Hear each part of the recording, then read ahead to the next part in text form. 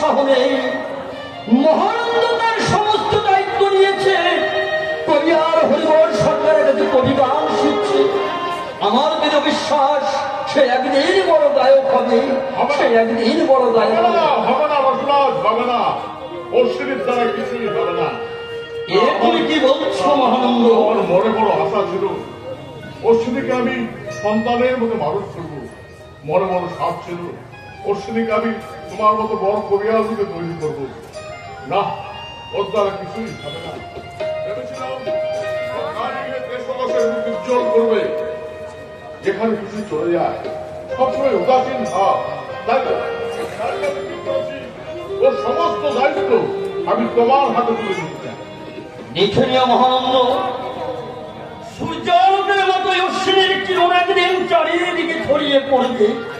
ঠিক আছে, তুমি যখন বলছো আজ থেকে অশ্বিনীর দায়িত্ব আমি নিলাম। তবে তাই হোক, তাই হোক।